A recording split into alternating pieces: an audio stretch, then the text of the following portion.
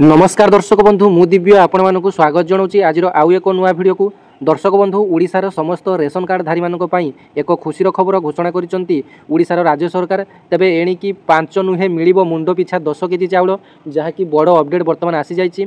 तेबे गतकाली यही ration card को नहीं अन्य एक बड़ अपडेट आसीथिला जे वर्तमान सुधा राज्य में 15 लाख रु अधिक हिताधिकारी रेशन कार्ड रे ई-केवाईसी करिना, जहाँ फल 15 लाख हिताधिकारी यही रेशन कार्ड रु बाद पड़े एवं आगामी मासरू चाउल पाइबे नहीं।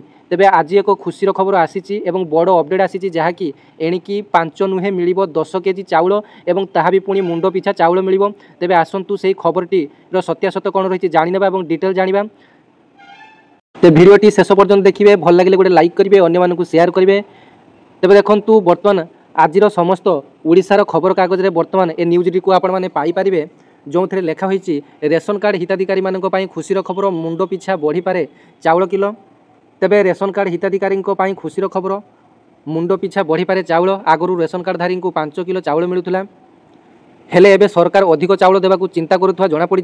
तेबे हिताधिकारी को 5 किलो चाउल पर्याप्त होउनथुवा जानी सरकार परिमाण में परिवर्तन आने को चेष्टा करुचंती। तेबे आपण मानक पई निहाती भाव एटा खुशीर खबर, जेहेतु ओडिशार समस्त गणमाध्यम यही गोटे न्यूज चैनल बर्तमान भाइराल होउची।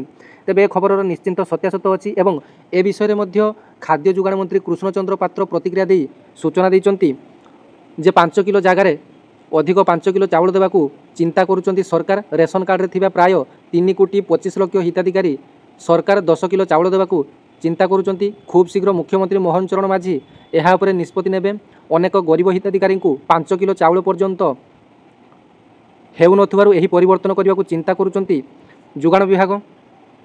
तेबे मुख्यमंत्री एही परिवर्तन उपरे मोहर लगाइबाकू फाइल पठाजिबो। एहा परे मुख्यमंत्री निष्पत्ति नेबे। वरिष्ठ बीजेडी नेता अतनु सब्यसाची नायक क्षमतार थिबा बीजेपी सरकार को समालोचना करिया परे जोगाण मंत्री एभली प्रतिक्रिया दैछंती। तेबे बीजेडी नेता कहिथिले जे डबल इंजिन सरकार लोक हैरान होउछंती, राज्य तथा केंद्र शुणु नाही, जातीय खाद्य निगम एफसीआई चाउल पठाउ नाही।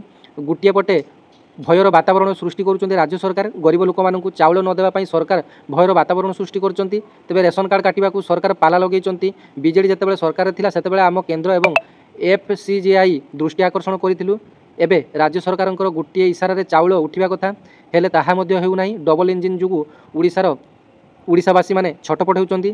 तेबे देखंतु कालीर जो बड़ अपडेट आसीथिला रेशन कार्ड को नहीं, एबे भी ओडिशा रे बहुत हिताधिकारी अछंती जो माने कि रेशन कार्ड रे ई-केवाईसी करि नाहंती। आधार कार्ड रे समस्या थिबा कारणरू सेमानकु अनुरोध एई मास 30 तारिख पर्यंत समय रहिछि। आपण माने आधार कार्ड टी को ठीक करी बायोमेट्रिक आपण मानकर ठीक करी आपण माने यथाशीघ्र ई-केवाईसी टी करि नियंतु।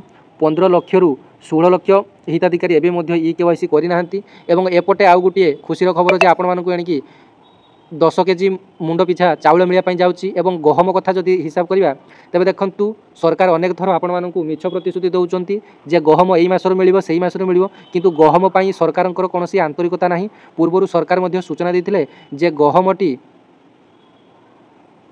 केंद्र सरकार पठाऊ ना एवं विचार विमर्श चली ओडिशा रे गहम रखापी स्वतंत्र जगह ना।